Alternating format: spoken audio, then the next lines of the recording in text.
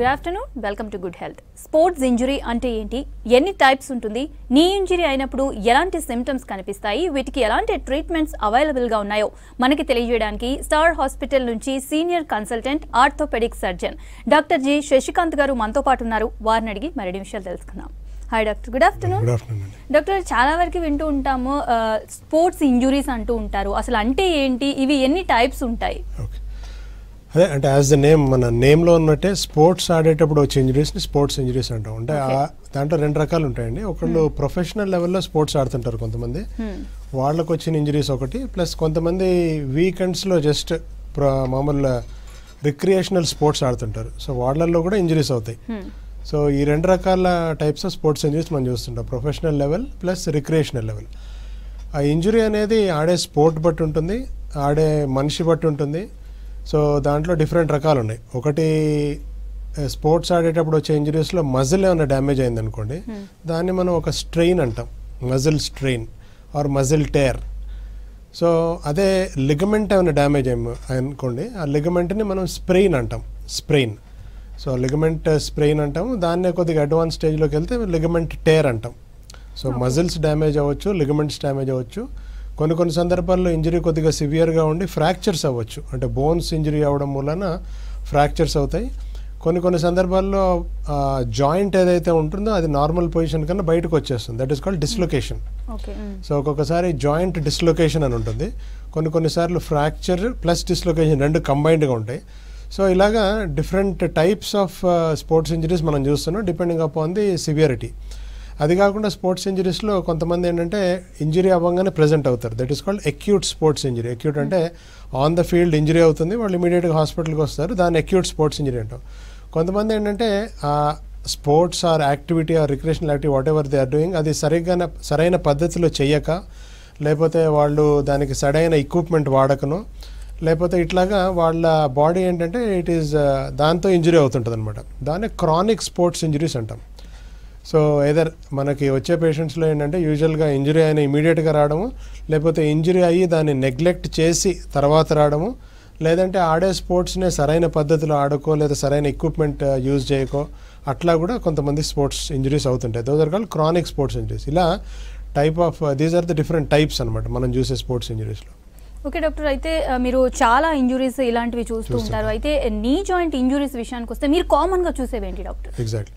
So as a sports injury specialist నేను ప్రిడామినెంట్గా నీ ఇంజరీస్ని ఎక్కువ డీల్ చేస్తుంటాను, ఎక్కువ చూస్తుంటాను కూడా. సో నీ ఇంజరీస్, అప్పుడు నీ జాయింట్ అనేది మనం దాని ఇంజరీస్ గురించి తెలుసుకునే ముందు దాని అనాటమీ అనేది బ్రీఫ్గా మనం తెలుసుకోవడం బెటర్.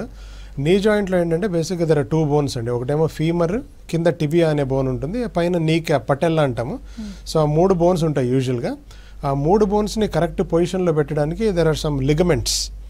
లిగమెంట్ అనే స్ట్రక్చర్ అనేది మనం కామన్గా వాడుతుంటాం స్పోర్ట్స్ ఇంజరీస్లో. లిగమెంట్ ఇంజరీ అయింది అంటుంటాం కామన్గా. లిగమెంట్ అంటే ఏంటంటే ఇప్పుడు ఏ జాయింట్లో ఉన్న 2 బోన్స్ని కనెక్ట్ చేసే స్ట్రక్చర్ని లిగమెంట్ అంటాం. అదొక తాడులాగా, గట్టి తాడులాగా ఉంటుంది అనమాట. సో అది 2 బోన్స్ని కనెక్ట్ చేసి పెడుతుంది. సో లిగమెంట్ డ్యామేజ్ అయినప్పుడు ఏంటంటే ఆ నీ ఫంక్షనింగ్ అనేది దెబ్బతింటుంది. సో అది మీరు అనేది నీ ఇంజరీస్లో మనం కామన్గా చూసేది ఏంటంటే లిగమెంట్ ఇంజరీస్. ఆ లిగమెంట్ ఇంజరీస్ అనేది పార్షియల్గా డ్యామేజ్ అవ్వచ్చు, లేదా కంప్లీట్గా డ్యామేజ్ అవ్వచ్చు, లేదా ఓన్లీ స్ప్రెయిన్ అవ్వచ్చు. సో అది మనం డయాగ్నోసిస్లోకి వద్దాం. బట్ ఒకటి మీరు అనేది నీ ఇంజరీస్లో కామన్గా చూసేది ఏంటంటే లిగమెంట్ ఇంజరీస్. సెకండ్ ఇంజరీ మనం కామన్గా చూసేది ఏంటంటే నీ జాయింట్లో మనం అనుకున్నాక ఇందాక ఫీమర్ అండ్ టిబియా బోన్స్ అని 2 ఉంటాయి కదా, ఆ రెండింటి మధ్యలో మెనిస్కస్ అని ఒక స్ట్రక్చర్ ఉంటుందండి. ఆ మెనిస్కస్ అంటే అది ఒక ఫైబ్రో కార్టిలేజ్, అదొక వాషర్ లాంటి స్ట్రక్చర్. దానివల్ల ఏంటంటే ఆ ఫీమర్, టిబియా బోన్స్ మధ్యలో ఉండే ప్రెషర్, కాంటాక్ట్ ప్రెషర్స్ అనేవి బాగా తగ్గుతాయి అనమాట. సో దాంతో నీ లైఫ్ అనేది, నీ జాయింట్ లైఫ్ అనేది బాగా ఉంటుంది. సో దాన్నే మనం తెలుగులో నెలవంక అంటాము, లేకపోతే నెలవంక అంటారు దాన్ని, మెనిస్కస్ని తెలుగులో. సో అవి కూడా డ్యామేజ్ అవుతాయి ఒక్కొక్కసారి. సో ఒక్కొక్కసారి ఆ లిగమెంట్, మెనిస్కస్ 2 కలిపి డ్యామేజ్ అవ్వచ్చు, which is very common.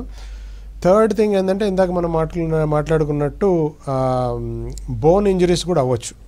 Knee joint చుట్టూతా ఉన్న బోన్స్, ఏదైనా ఫీమర్ ఆర్ టిబియాలో చిన్నగా ఫ్రాక్చర్స్ అవ్వచ్చు, లేకపోతే ఒక్కొక్కసారి కొన్ని సివియర్ సిచ్యువేషన్స్లో నీ డిస్లొకేట్ కూడా అవ్వచ్చు. ప్లస్ ఇంకోటి ఏంటంటే ఏ జాయింట్లో అన్నా చూస్తే మనం ఆ బోన్ పైన కవరేజ్ ఒకటి ఉంటుంది, కార్టిలేజ్ అని.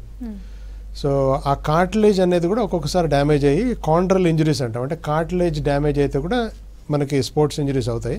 సో ఇట్లాగా లిగమెంట్ ఇంజరీ కానీ, నెలవంక ఆర్ మెనిస్కస్ ఇంజరీ కానీ, కార్టిలేజ్ ఇంజరీ కానీ, లేకపోతే బోన్ ఇంజరీ కానీ ఆర్ డిస్లొకేషన్, ఇట్లాగా నీ జాయింట్లో మనం కామన్గా చూసే ఇంజరీస్ అయితే ఇవ్వండి. ఓకే డాక్టర్, ఈ నీ ఇంజురీ అయినప్పుడు చాలా మందికి నార్మల్గా నీ పెయిన్ రావడం కానీ ఇట్లా ఉండడం ఉంటుంది. బట్ ఇది ఎగ్జాక్ట్గా నీ ఇంజురీ అన్నప్పుడు ఎలాంటి సిమ్టమ్స్ కనిపిస్తాయి, వాళ్ళు ఎలా తెలుసుకోగలుగుతారు? ఎగ్జాక్ట్లీ. సో మీరు అన్నట్టు ఎనీ బాడీలోని ఏ పార్ట్ ఇంజురీ అయినా first and foremost symptom is pain. So even నీ ఇంజురీ అయినా కానీ any joint for that matter, knee pain అనేది మోస్ట్ కామన్ థింగ్. సో అది కాకుండా ఇంకా అదర్ సిమ్టమ్స్ ఏముంటాయంటే, ఒక్కొక్కటి బేసిక్గా నీ ఇంజురీ అయినప్పుడు ఒక్కొక్కసారి ఏంటంటే ఆ నీ జాయింట్లో బ్లీడింగ్ కూడా అవుతుందండి. సో దాంతో ఏంటంటే ఆ నీ జాయింట్ స్వెల్లింగ్ అనేది వస్తుంది, దాన్ని ఎఫ్యూజన్ అంటాం. సో పేషెంట్కి ఏంటంటే ఫస్ట్ పెయిన్ ఉంటుంది, ప్లస్ ఇంజురీ కొద్దిగా సిగ్నిఫికెంట్గా ఉంటే ఆ నీ జాయింట్ చుట్టూతో ఫ్లూయిడ్ ఆర్ బ్లీడింగ్ అయ్యి నీ ఎఫ్యూజన్ అంటాం. సో స్వెల్లింగ్ ఉంటుంది. సో దాంతో ఏంటంటే పెయిన్ స్వెల్లింగ్ రెండు ఉండడం వల్ల ఏంటంటే పేషెంట్ కాలు మడవలేకపోతాడు. సో దాంతో ఏంటంటే stiffness, so pain, swelling, stiffness. ఇంకా కొన్ని సందర్భాల్లో ఏంటంటే ఆ లిగమెంట్ డ్యామేజ్ అనేది బాగా సిగ్నిఫికెంట్ అండ్ సివియర్గా అవుతే వాళ్ళు నడిచినప్పుడు ఏంటంటే నీ తొలగిపోయినట్టు అనిపిస్తుంది. దట్ ఈస్ కాల్డ్ ఇన్స్టెబిలిటీ అంటే నీ తొలగిపోయినట్టు అనిపించడం ఒకటి. ఇంకా కొన్ని సందర్భాల్లో ఏమవుతుందంటే ఆ మెనిస్కస్ అని ఇందాక మనం మాట్లాడాం కదా, ఆ మెనిస్కస్ అనేది టేర్ అయిపోయి అది నీ జాయింట్ లోపలికి వచ్చేస్తే ఒక్కొక్కసారి ఏంటంటే ఆ నీ లాక్ అయిపోద్ది అనమాట. అంటే వాళ్ళు ఏం చేస్తుంటారు, నడుస్తుంటారు, సడన్గా నీ లాక్ అయిపోద్ది, దాన్ని అటు ఇటు కదిపించలేరు అనమాట. దాన్ని మళ్ళీ కూర్చుని కొద్దిగా అటు ఇటు మెల్లిగా మూవ్ చేసిన తర్వాత మెల్లిగా ఫ్రీ అవుతుంది. సో అట్లా లాకింగ్ అనే సిమ్టమ్ కూడా ఉంటుంది అన్నట్టు కొన్ని సందర్భాల్లో. సో ఇట్లా మీరు అడిగినట్టు నీ ఇంజరీకి వచ్చే సిమ్టమ్స్ ఇవ్వండి యూజువల్గా: pain, swelling, instability, locking and stiffness. ఈ సిమ్టమ్స్ బట్టి చూసుకుంటే ఎలాంటి డయాగ్నోస్ ఉంటాయి, ఎలాంటి ఇన్వెస్టిగేషన్స్ చేసి స్పోర్ట్స్ ఇంజురీని గుర్తించగలగచ్చు? అదే మీరు అన్నట్టు స్పోర్ట్స్ ఇంజరీస్ డయాగ్నోసిస్ అనేది చాలా ఇంపార్టెంట్. సో దీంట్లో ఫస్ట్ అండ్ ఫార్మోస్ట్ అంటే పేషెంట్ ఇచ్చే హిస్టరీ చాలా ఇంపార్టెంట్ అండి. అంటే ఆయన చెప్తాడు బేసిక్గా ఇట్లా నేను ఫుట్బాల్ ఆడుతున్నాను లేదా బాస్కెట్బాల్ ఆడుతున్నాను, నాకు జంప్ అయ్యి ల్యాండింగ్ ఆన్ ద నేను ల్యాండ్ అయ్యేటప్పుడు కాళ్ళు సడన్గా ట్విస్ట్ అయిపోయిందో, లేకపోతే ఫుట్బాల్ ఆడేటప్పుడు అదర్ అపోనెంట్ ప్లేయర్ వచ్చి నీని ట్యాకిల్ చేశాడో, లేకపోతే క్రికెట్ ఆడేటప్పుడు ఫీల్డింగ్ చేసేటప్పుడు స్లిప్ అయి పడిపోవడం, లేకపోతే బౌలింగ్ చేసేటప్పుడు స్లిప్ అయి పడిపోవడం, ఇట్లా డిఫరెంట్ టైప్ ఆఫ్ హిస్టరీ ఇస్తారు వాళ్ళు. ఆ హిస్టరీ అనేది చాలా ఇంపార్టెంట్. సో హిస్టరీ బట్టే మనకి ఆ నీ అనేది ఏ డైరెక్షన్లో మూవ్ అయింది అనేది ఒక తెలుస్తుంది. దాన్ని బట్టి ఏ లిగమెంట్ డ్యామేజ్ అయింది, ఏ స్ట్రక్చర్ డ్యామేజ్ అయింది అని ఒక ఐడియా వస్తుంది.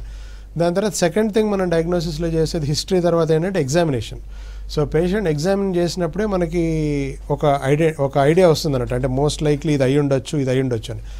బట్ ప్రాక్టికల్గా ప్రాబ్లం ఏమవుద్దంటే పేషెంట్ అక్యూట్గా ఇంజురీ అయ్యి ఫీల్డ్ నుంచి మన క్లినిక్కి వచ్చాడు అనుకోండి, అప్పుడు ఎగ్జామిన్ చేసినప్పుడు బికాజ్ ఆయన లాట్ ఆఫ్ పెయిన్లో ఉంటాడు కాబట్టి మనం అంత ఎగ్జామిన్ చేయనీడు. సో యూజువల్గా అదొక ప్రాక్టికల్ ప్రాబ్లము. సో అట్లాంటప్పుడు we rely completely on investigations. అదే మీరు అడిగిన క్వశ్చన్స్, ఇప్పుడు నీ ఇంజురీని డయాగ్నోస్ చేయడానికి ఇన్వెస్టిగేషన్స్ ఏంటి అంటే, one of the basic investigation is x-ray అండి. So first and foremost thing, any knee injury patient comes with pain, నొప్పితో వచ్చాడు, నడవలేకపోతున్నాడు, కాలు మీద బరువు పెట్టలేకపోతున్నాడు అంటే యూజువల్గా first and foremost thing x-ray. So ఎక్స్రేలో మనం డయాగ్నోస్ చేసేది ఏంటంటే మైనర్ ఫ్రాక్చర్స్ ఏమైనా ఉన్నా కానీ ఆ జాయింట్ అనేది కరెక్ట్ పొజిషన్లో ఉందా లేదా తెలుసుకోవడం, అవి ఎక్స్రేలో తెలుస్తాయి. బట్ ప్రాబ్లం ఏంటంటే ఇప్పుడు మనం ఇందాక డిస్కస్ చేసిన డీటెయిల్ చేసిన లిగమెంట్ ఇంజరీస్ కానీ మెనిస్కస్ ఇంజరీస్ కానీ అవన్నీ యూజువల్గా ఎక్స్రేలో మనకు కనిపించాం అనమాట. సో అట్లాంటప్పుడు మనకి క్లినికల్గా ఎగ్జామిన్ చేసాము, ఏదో ఒక ఇంజరీ గ్యారంటీగా అయ్యి ఉంటుంది పేషెంట్కి, బట్ ఎక్స్రే నార్మల్గా ఉంటుంది. ఎక్స్రేలో ఫ్రాక్చర్ ఉందంటే ఆ ఫ్రాక్చర్ని మనం ట్రీట్ చేస్తాం. ఆ ఫ్రాక్చర్ని depending upon the type of fracture, అది ఏ రకమైన ఫ్రాక్చర్ చూసి దాన్ని బట్టి మనం ట్రీట్మెంట్ యూజువల్గా డిస్కస్ చేస్తాం పేషెంట్ తోటి. బట్ క్లినికల్గా స్వెల్లింగ్ బాగా ఎక్కువ ఉంది, పెయిన్ ఎక్కువ ఉంది, but x-ray is normal, but patient ఇంకా నడవలేకపోతున్నాడు. సో అట్లాంటి సందర్భాల్లో మోస్ట్ ఇంపార్టెంట్ ఇన్వెస్టిగేషన్ మనం చేసేది అంటే ఎంఆర్ఐ స్కాన్ అండి. సో నీ ఇన్వెస్టిగేషన్స్లో మనం ప్రాపర్గా డయాగ్నోసిస్ చేయాలంటే one investigation which is very important is MRI scan.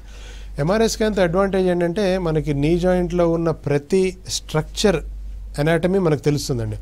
అంటే లిగమెంట్ డ్యామేజ్ అయితే ఏ లెవెల్ వరకు డ్యామేజ్ అయింది, ఏ లిగమెంట్ ఎంతవరకు డ్యామేజ్ అయింది, మజిల్లో టేర్ అయిందా, లేకపోతే నీ జాయింట్లో ఫ్లూయిడ్ ఏమైనా అక్యూములేట్ అయిందా, లేకపోతే కార్టిలేజ్ డ్యామేజ్ ఏమైనా అయిందా, ఆ కార్టిలేజ్ పీస్ ఏమైనా లూజ్ అయ్యి ఊడిపోయిందా, నీ క్యాప్ వెనకాల ఏమైనా డ్యామేజ్ అయిందా, అంటే ఇట్లాంటి రకరకాల క్వశ్చన్స్కి ఓన్లీ ఆన్సర్ ఈజ్ ఎంఆర్ఐ. ఎంఆర్ఐతో అడ్వాంటేజ్ ఏంటంటే it gives lot of information. But disadvantage ఏంటంటే ఎంఆర్ఐలో చాలా చిన్న చిన్న స్మాల్ థింగ్స్ పికప్ చేస్తుంది అది. అంటే ఇప్పుడు చాలామంది ఏంటంటే చిన్న ఇంజరీ ఉన్నా కానీ అదేదో ఎంఆర్ఐలో చాలా పెద్ద ప్రాబ్లం ఉన్నట్టు కనిపిస్తుంది. సో కాబట్టి యాజ్ క్లినిషియన్ మనం ఏం చేయాల్సింది ఏంటంటే పేషెంట్ని క్లినికల్గా ఎగ్జామిన్ చేసి ఎంఆర్ఐని కోరిలేట్ చేసుకుని అప్పుడు ట్రీట్మెంట్ ఇవ్వాలి. అంతేగాని ఎంఆర్ఐలో ఏదో చిన్న ఇంజరీ ఉంది, ఏదో పెద్ద బోన్లో కొద్దిగా వాప్ ఉంది, లేదంటే మెనిస్కస్ అనేది చిన్నగా టేర్ అయిందంటే దాన్ని చూసి అగ్రెసివ్గా ట్రీట్మెంట్ చేయాల్సిన అవసరం లేదు. సో యాజ్ డాక్టర్స్ ఏంటంటే మాకు ఆ ఎంఆర్ఐ ఫైండింగ్స్ని ప్లస్ పేషెంట్కు ఉన్న క్లినికల్ ఫైండింగ్స్ని రెండు కోరిలేట్ చేసుకుని అప్పుడు పేషెంట్ తోటి డిస్కస్ చేస్తాం. ఇంకా other investigation which is also useful in some times ఏంటంటే సిటీ స్కాన్. సో కొన్ని సందర్భాల్లో ఏంటంటే బోనీ ఇంజరీస్ ఉంటాయి, కొన్ని లిగమెంట్ ఇంజరీతో పాటు బోనీ ఇంజరీస్ ఉంటాయి. ఆ బోనీ ఇంజరీని మనం డీటెయిల్గా ఇవాల్యుయేట్ చేయాలి అంటే CT scan is useful. So ఇట్లాగా depending upon the patient situation ఈ 3 రకాల ఇన్వెస్టిగేషన్స్తో మనకి యూజువల్గా 99% ఆఫ్ ద డయాగ్నోసిస్ క్లియర్గా అయిపోతుంది. ఓకే డాక్టర్, ఇలాంటి పెయిన్స్ కానీ లేదంటే ఇంజురీస్ కానీ బేసిక్గా చాలా మంది ఐస్ ప్యాక్స్ కానీ లేదంటే హాట్ ప్యాక్స్ కానీ పెడుతూ ఉంటారు. రెండిట్లో ఏది బెటర్ అంటారు, ఏది పెట్టచ్చు అంటారు? అది ఎగ్జాక్ట్లీ ఇది సింపుల్ క్వశ్చన్ కానీ వెరీ లాజికల్ క్వశ్చన్. చాలా మంది పేషెంట్స్ అడుగుతుంటారు ఇది. అంటే దాని కాన్సెప్ట్ ఏంటంటే యూజువల్గా ఎనీ అక్యూట్ ఇంజరీ అయినప్పుడు మోస్ట్ కామన్గా ఉండేది ఏంటంటే స్వెల్లింగ్, అంటే depending upon the severity of injury. So in general ఏంటంటే ఎనీ ఇంజరీ విత్ స్వెల్లింగ్ యూజువల్గా ఐస్ ప్యాక్స్ పెట్టడం బెటర్. సో ఐస్ ప్యాక్స్ ఏంటంటే it has a capacity to reduce the swelling. So ice పెట్టినప్పుడు ఏంటంటే ఆ జాయింట్ చుట్టూతో కానీ ఆ ఇంజూర్ అయిన ఏరియా చుట్టూతో కానీ ఐస్ ప్యాక్ పెట్టడం వల్ల స్వెల్లింగ్ తగ్గుతుంది. స్వెల్లింగ్ తగ్గడం వల్ల పెయిన్ తగ్గుతుంది. ఆ పెయిన్ తగ్గడం వల్ల కొద్దిగా జాయింట్ మూవ్మెంట్ కూడా ఇంప్రూవ్ అవుతుంటుంది. So any time where there is swelling, అంటే ఎస్పెషల్లీ ఇంజురీయే కాదు, యూజువల్గా మనం నీ రీప్లేస్మెంట్ సర్జరీ కానీ ఎనీ టైప్ ఆఫ్ సర్జరీ చేసిన తర్వాత కూడా స్వెల్లింగ్ ఉన్నప్పుడు మనం పేషెంట్కి అడ్వైజ్ చేసేదంటే కోల్డ్ ప్యాక్స్ పెట్టుకోమంటాం. దాంతో యూజువల్గా వాళ్ళకి పెయిన్ తగ్గుతుంది, ప్లస్ ఆ పెయిన్ కిల్లర్ రిక్వైర్మెంట్స్ కూడా యూజువల్గా తగ్గుతాయి. సో అది యూజువల్గా అక్యూట్ ఇంజరీ ఉన్నప్పుడు. కొన్ని సందర్భాల్లో ఇందాక అనుకున్న క్రానిక్ ఇంజరీస్, అంటే వాళ్ళు ఆడే విధానం సరిగ్గా లేకపోవడం అట్లాంటి వాటిలో పెయిన్ వస్తూ ఉంటుంది. సో వాళ్ళకి ఏంటంటే పెద్ద స్వెల్లింగ్ ఉండదు, but they have constant pain. అంటే ఏదైనా యాక్టివిటీ చేసినప్పుడల్లా పెయిన్ రావడం, నడిచినప్పుడు పెయిన్ రావడం. సో అట్లాంటి సిచ్యువేషన్లో we advise them to use hot packs. ఆ హాట్ ప్యాక్ వాడే ముందు యూజువల్గా లోకల్గా రాసుకోవడానికి ఎనాల్జెసిక్ జెల్ ఏదైనా ఉంటే అది రాసుకుని దాని తర్వాత హాట్ ప్యాక్ పెడితే యూజువల్గా దాని ఎఫిషియన్సీ పెరుగుతుంది. డాక్టర్ అయితే ఈ విషయంలో కన్ఫ్యూజ్ కూడా అవుతూ ఉంటారు, డౌట్ పడుతూ ఉంటారు. పక్కన వాళ్ళు చెప్పారు లేదు హాట్ ప్యాక్ అన్నారు, లేదు కోల్డ్ ప్యాక్ అన్నారు అని చెప్పి కన్ఫ్యూజ్ అవుతూ ఉంటారు. కామన్ ప్రాబ్లమ్ అదే. ఇన్ జనరల్ గా ఏంటంటే ప్రిన్సిపల్ స్వెల్లింగ్ ఉన్నప్పుడు ఐస్ ప్యాక్, పెయిన్ ఉన్నప్పుడు హాట్ ప్యాక్, అంతే.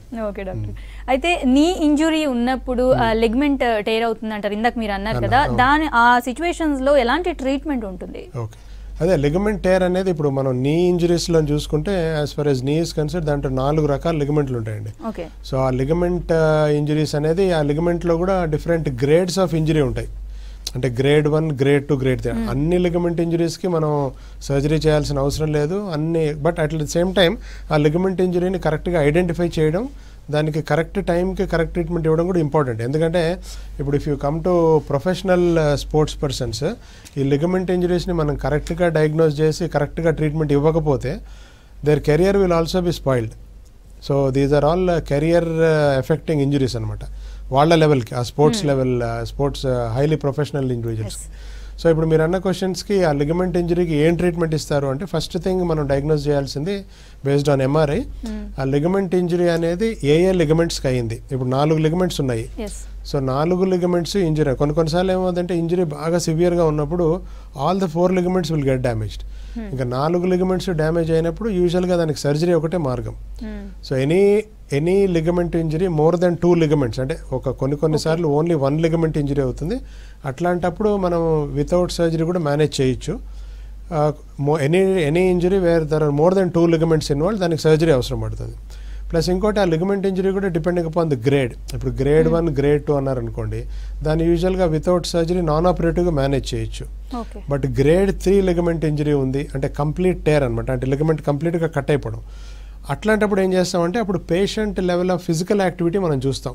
ఆ స్పోర్ట్స్ పర్సన్ అనేది వాళ్ళ ఏజ్ ఎంత, వాళ్ళ ఫిజికల్ ఫిట్నెస్ ఏంటి, వాళ్ళ what or her future plans. అంటే ఇప్పుడు ఒక 25-year-old IT professional who is not playing any sports regularly, ఏదో ఒకరోజు షటిల్ బ్యాడ్మింటన్ ఆడతాడు, ఏదో టెన్నిస్ ఆడతాడు, సడన్గా కాల్ టెస్ట్ లిగమెంట్ ఇంజరీ అవుతుంది.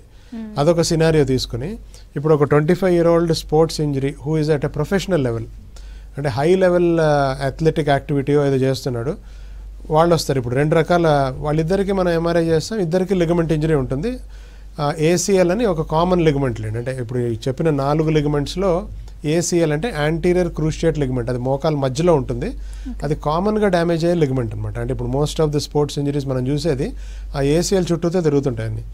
సో ఆ ఏసీఎల్ టేర్ అనేది వచ్చింది అనుకోండి, ఇప్పుడు ఆ 25-year-old హైలీ ప్రొఫెషనల్ అథ్లెటిక్ పర్సన్కి if he wants to go back to sports, అంటే he would like to go back to sports, so కాబట్టి అట్లాంటి వాళ్ళకి యూజువల్గా సర్జికల్ ఇంటర్వెన్షన్ చేయాల్సి ఉంటుంది. అంటే ఆ లిగమెంట్ని ఏం చేస్తామంటే ఏదో రిపేర్ చేయడం కానీ, లేదంటే దాన్ని ప్లేస్లో ఇంకో కొత్త లిగమెంట్ పెట్టడం, దట్ ఈస్ కాల్డ్ రీకన్స్ట్రక్షన్. ఆ రెండిట్లో ఏదో ఒకటి చేయాల్సి ఉంటుంది. But on the other hand ఇప్పుడు ఒక 25-30-year-old IT professional who play sports once in a year, once in a blue moon, వాళ్ళకి లిగమెంట్ ఇంజరీ అయింది, ఆయన ఇంకా ఫ్యూచర్లో మళ్ళీ పెద్ద ఇట్లాంటి యాక్టివిటీస్ చేద్దామని అనుకోవట్లేదు. అట్లాంటి వాళ్ళకి మనం యూజువల్గా నాన్ ఆపరేటివ్ ట్రీట్మెంట్ తోటి మేనేజ్ చేయొచ్చు. అంటే దానికి ఏంటంటే యూజువల్గా పెయిన్ కిల్లర్స్, కొద్దిగా ఐస్ ప్యాక్స్ అయి పెట్టి, దాని తర్వాత కొద్దిగా పెయిన్ తగ్గిన తర్వాత ఫిజియోథెరపీ చేసుకుని యూజువల్గా దాన్ని అట్లా మేనేజ్ చేసేసేయచ్చు యూజువల్గా. ఇంకా కొన్ని సందర్భాలు ఏమవుతుందంటే ఆ లిగమెంట్తో పాటు ఆ మెనిస్కస్ అన్నాం కదా ఇందాక, నెలవం కానీ అది కూడా డ్యామేజ్ అవుతుంది. సో అట్లాంటప్పుడు యూజువల్గా సర్జరీ చేయడం better.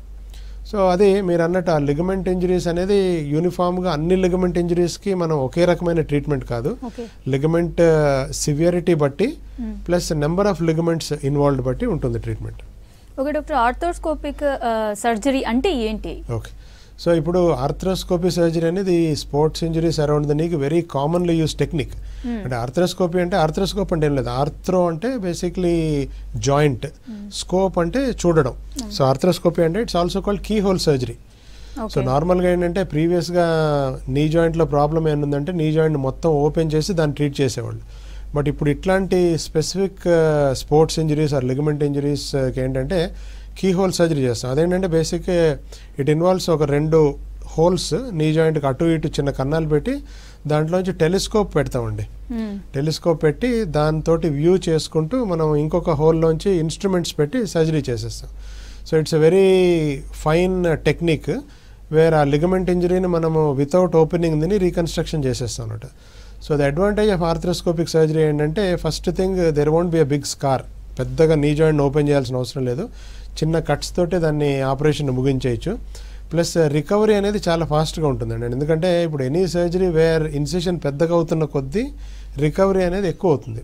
Plus especially any operation మనం జాయింట్ని ఓపెన్ చేస్తే అది స్టిఫ్ అయిపోతుంది. సో ఆర్థ్రో సర్జరీతో మెయిన్ అడ్వాంటేజ్ ఏంటంటే ఆ స్టిఫ్నెస్ అనేది ఉండదు.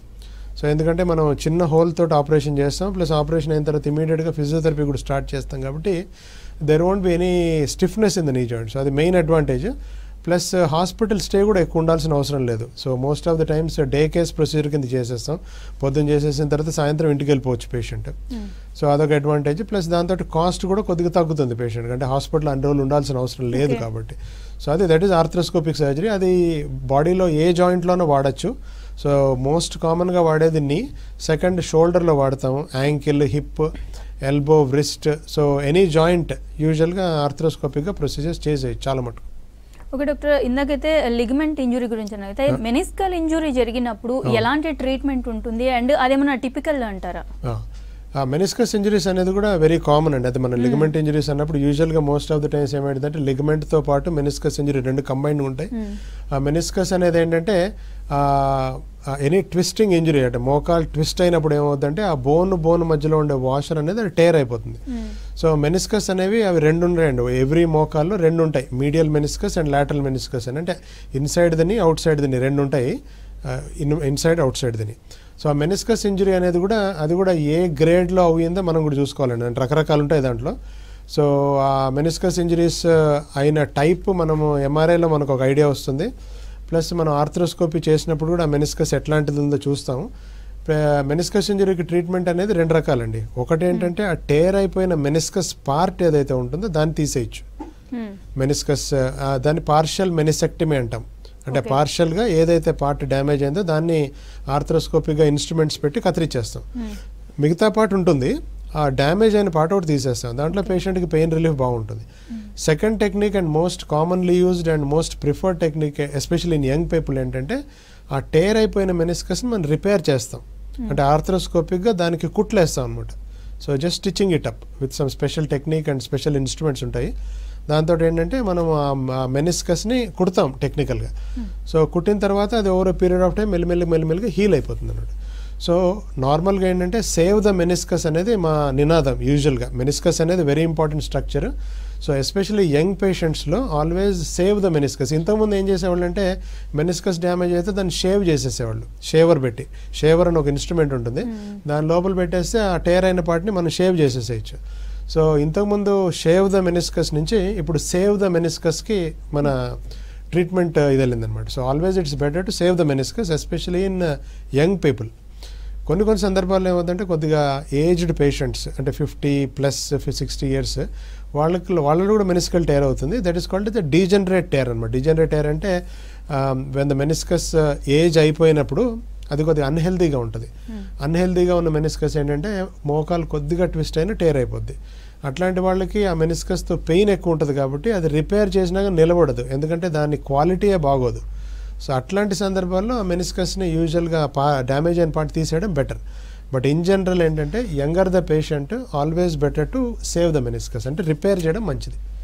డాక్టర్, అయితే ఏ సర్జరీ అయినా కానీ సర్జరీస్లో ఫిజియోథెరపీ అనే ఒక మాట వింటూ ఉంటాం. నిజంగా ఫిజియోథెరపీ అంత ఇంపార్టెంట్ అంటారా?